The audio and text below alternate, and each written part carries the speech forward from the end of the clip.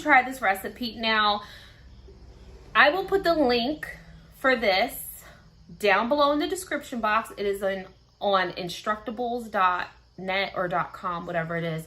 But I will put the link for this down below. I will post a picture. This is what the thingy looks like, the whatever. And then I also have screenshots of the ingredients and things like that I will post up in this area here, okay? So let me just start by showing you everything that I got. So, of course, we have our marshmallows. Now, I've said this before in a lot of my fondant making videos. I suggest buying fresh bags of marshmallows. Do not use old stale marshmallows. Give the bag a good squeeze, like for real, like I'm not even joking. The freshness of marshmallows really makes a difference, because if you got some stale ass marshmallows, you're gonna have some hard fondant. Like, you're not gonna be able to do. Like, it's just, it's gonna be tough, okay? So, fresh, soft, squishy marshmallows. I always suggest using the minis because, believe it or not, again, if you use the big marshmallows, I feel like the fondant always came out tougher. So use mini marshmallows. That's my suggestion. Of course, I have confectioner sugar. I also have this guy. Now, this is a coffee grinder. I got this from Amazon. Let me tell you, this little thing is badass, okay? It's actually a coffee grinder, but it's like for coffee and spices and stuff. I put chocolate chips in here one day, and it totally pulverized them. So in the instructions, it said to maybe put the Jello gelatin in a food processor to make it more of a powder, like a powdered sugar consistency. So that's what we are going to do, just in case, because it said if the granules are too big and becomes very grainy, your fondant will become grainy. So we don't want that. I have my silicone mat here, which I don't know if I'll use it because I usually just mix in the bowl. And I also have all the colors of the rainbow. We have black cherry, we have berry blue, lime, orange, and lemon.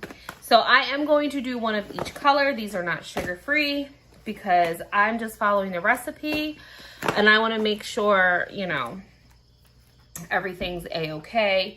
So I'm gonna have to work out extra hard because I am gonna taste every single one, and these are real sugar, real marshmallows, and all that. I'm just gonna do little itty bitty tastes. But yeah, so oh, wait, before we jump into it, I'm also going to take out my Crisco. This was not said in the instructions. However, Crisco and marshmallow fondant, they go hand in hand. Grease your hands up, grease your spoons up. Trust and believe. So I'm going to take that out. I'm going to get a few more things and we're going to get the show underway. Okay, so I have my little kitchen scale. I have my teaspoon, little measuring spoon. I have my bowl and my other spoon. Now, the recipe that I will link down below on the Instructable site, the recipe has both for a full version using the whole box, and then there is a version of just doing 2 ounces. All I'm doing is the 2-ounce recipe. So that is what I'm going to be doing today. Now I'm going to go ahead and start with the blue, and let's get this on the scale. Let's turn the scale on. So we're at 0. Let's get that on there. Let's clear this. Oops, let me get that out of there. Oops, clear. All right, now it says that you need 2 ounces of marshmallows. So I'm gonna go ahead and open this bag. So let's pour in 2 ounces. Whoa, whoa, whoa, whoa, whoa, whoa, whoa. Hold on now, hold your horses here. I need to take some of this out. All right, so I got this as close to 2 ounces as possible. So I'm gonna take this and move this out of the way. So because we're just doing 2 ounces of fondant, it says to take 4 teaspoons of Jello gelatin mix. So I'm gonna go ahead and open this.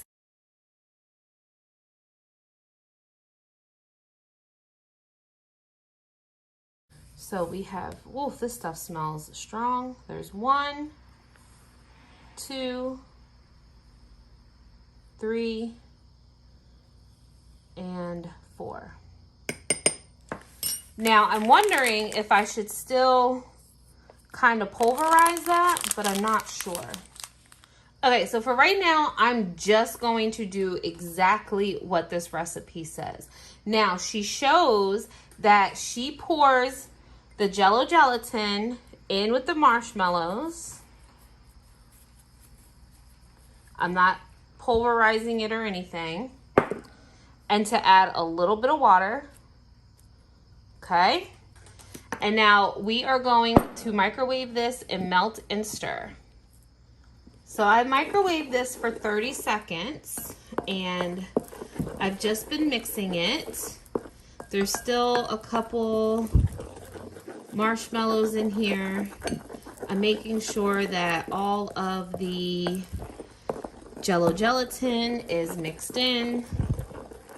Now, one thing that I do say is that this stuff smells so good. It smells absolutely delicious.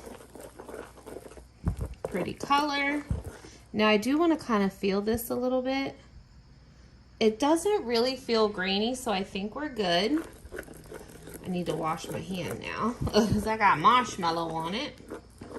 Okay. So now we're going to start adding the sugar. Now, she said in her vlog or blog to use 1/4 pound of sugar, but she says she doesn't really measure.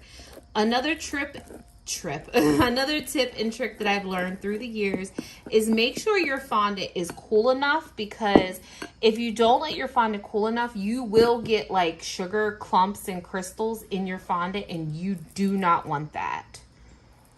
All right, now I'm going to start adding in some powdered sugar a little bit at a time. This is the messy part. Now this, I had a little bit left before I opened my new bag, but you see how this gets like that? You definitely want to sift. I believe it or not, I don't sift with, it sounds stupid, but with new powdered sugar, because it's more softer. But if you let it sit, it does get these clumps and stuff in it. So I'm not quite sure, but I definitely wanted to sift that because it was older, a little bit I had left over. And then start mixing this. Okay, so I'm going to add some Crisco to my hands. As you can see, this kind of pulled apart or pulled away from the bowl. I'm going to actually get my hands in here. I'm lubing them up with some Crisco. And I'm going to just go ahead and start kneading it. I will spare you the time and do this all in fast forward.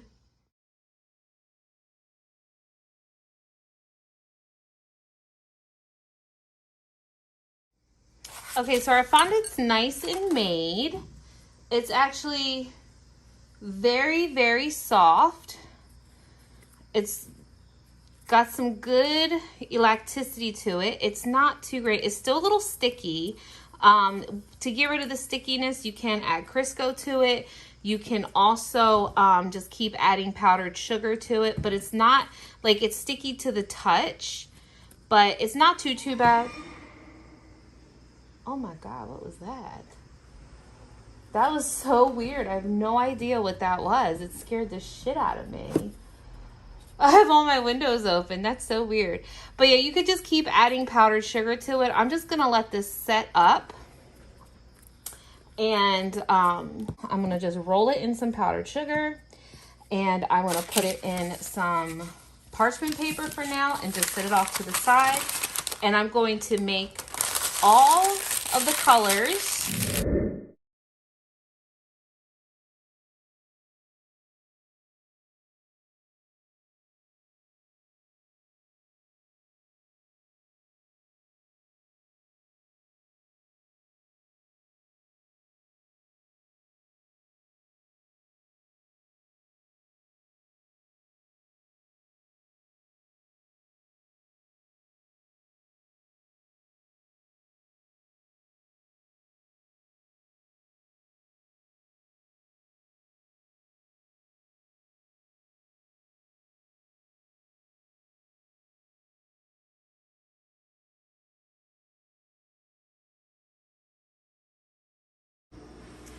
Okay, so here is each ball of fondant. So the blue is still kind of sticky. I could probably add some more powdered sugar to it, but this was of course the first batch that I made. Now, if you notice, the green ball is bigger than most of them. That is my fault because I did add a little bit too much water. So I had to add more powdered sugar to compensate. And believe it or not, this one is a little bit more tougher and dense. Like it's a little bit more harder. So that is definitely a difference. The yellow is actually a really good consistency. It's not like sticky or tacky or anything. This has a really good base, I guess you could say, to it. The orange is a little soft, but it still seems fairly good. And then of course we have the black cherry. This came out. Now this seems a little soft as well, but if you notice, I was trying to show you guys, thank you, ice maker. As I was mixing it, you see all the little speckles. Now, again, I don't know if I should have used my coffee bean grinder to pulverize this a little bit more, but I was kind of keeping them all as per following the recipe. But as you can see, there are some speckles. So I guess if you're using the black cherry, you might want to keep that in mind. They actually didn't have any strawberry Jello, which is what I would have bought, but they only have black cherry, so I needed a red. So I'm going to give each one of these a little teeny tiny taste test, and then I'm gonna roll some out and see how it works. So I'm just gonna do just a little teeny tiny ball. Okay, berry blue, very strong taste. It's really good. There is some grains. It's like kind of like, it reminds me of bubble gum. I'll take a little teeny tiny taste from here. This is the lime. Okay. This one's not as grainy as this one. Again, I don't know if that's because I added a little bit more water or too much water, but this one isn't. This has like some grains to it. Let's try the yellow. But the lime flavor is really good in that. Here's the yellow.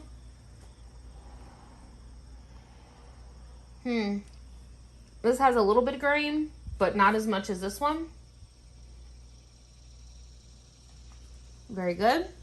Lemon is not that strong in here. You could definitely taste it, but it's not like in your face. This has the strongest flavor so far, is the berry blue. Let's try the orange.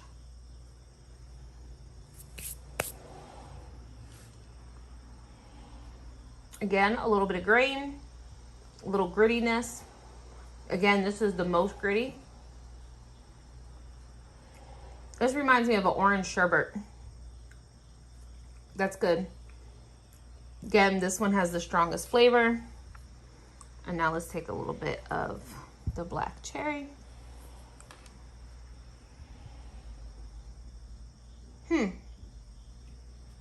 It's funny. This one doesn't have that much grain. This is the grainiest. This has a little bit. This had none. This had a little, and there was no grains in there, which is funny because it's like speckled. So I expected this to be all grainy, but it's not, which is very interesting. Okay, so I'm gonna do a couple little tests really quick and just to see. Now I have a cookie cutter here. I'm gonna roll one out. I'm gonna use cornstarch. Now I decided to go with the green for this only because I have more. And this is a pretty big cookie cutter, but I also chose this because it has this inside piece. So let's see how this works out. Okay, really quick, I just want to show you this texture. As you see, there is some hard bits and bobs in here. I don't know if that has anything to do with the outside, the powdered sugar. but you can see there is some Jello specks in here, just like how the black cherry was. But I mean, it's got, now, like I said, this one's a little tougher and it rips. You see how that rips? It doesn't have the stretch. So let's just use this and let's cut this out. Okay. Let's see. Oh, okay. So this definitely sticks a little bit, but you're to expect that. Oh, almost got my finger stuck with marshmallow fondant. Okay. So let's put this on here like that. Put her ears. Oops, is that the wrong ear? Yes, it's the wrong ear. Put that on there. And put that on there. It's not too bad. I'm actually going to try to knead this a little bit more. It cuts fairly well. There's the thickness. So I am going to try and roll this and knead this a little bit more. I might add some Crisco to this, and just to kind of help it. And let's see what that does. Okay, so I added some Crisco to it, if you can see the shine. Now, it does still have the green specks in it from the Jello, but as you can see, it is much smoother and much nicer. It's got a little, it still breaks, but it's got a little bit more stretch to it. So I think the trick with this stuff is you definitely have to knead the heck out of this stuff for it to be nice and smooth. Oops, I just hit the camera. But yeah, I think that is gonna be the trick with these, is definitely to knead them. Okay, so this was the easiest mold that was right there at my fingertips. So I already put a little bit of cornstarch in here. I'm just gonna take some of this green because I've already kneaded this.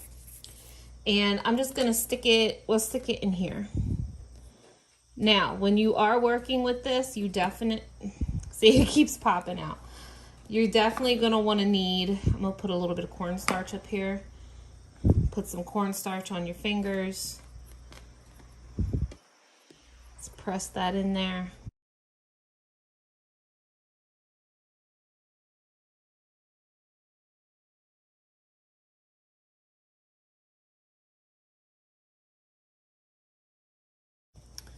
Now let's see how easy it comes out. Now see, I did put I did put cornstarch on here, but you see it sticks. That's the thing with a lot of marshmallow fondants. They can be very, very sticky. So instead of using a cornstarch, you might want to put a little bit of Crisco in these, just a little bit. Take a paintbrush and put some Crisco in it. I have just a very little bit, and I'm gonna put some Crisco in here.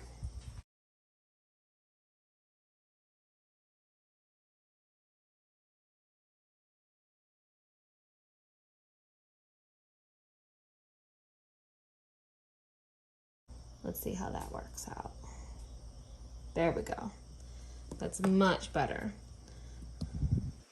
Now it's gonna have a little oily sheen to it, but it's okay. Now see, even with the marshmallow fondant, like you see, you got this little tear right there. Like with regular fondant, you can squeeze that down and it'll smooth out, but marshmallow fondant, not so much. I don't know, what do you guys think? So before I wrap this video up, I'm gonna show you how I'm going to store this. Again, I'll start with the green because I already have that nice and kneaded. And I'm just gonna take a very thin layer, just a little bit, rub it on my hands, just kind of coat the outside of this. I'm gonna put this in here. Wait a minute, let me get a bigger piece because, oops, just keep hitting because I want the edges covered as well. So I'm gonna wrap this up like that. Okay, so now I'm gonna take my plastic wrap. Does anybody else hate plastic wrap? My husband will not touch this stuff. He absolutely hates it. Okay.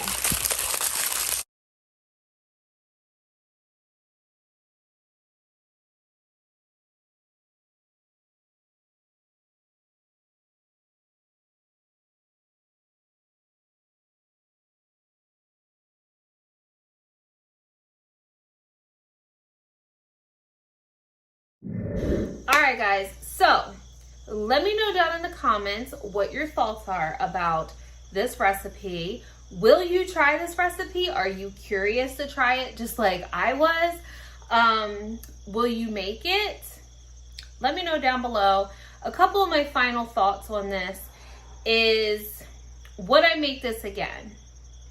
I would, if only for a child though. I don't think, unless you know specifically that there is an adult that really likes a lime flavor or really likes an orange or lemon flavor.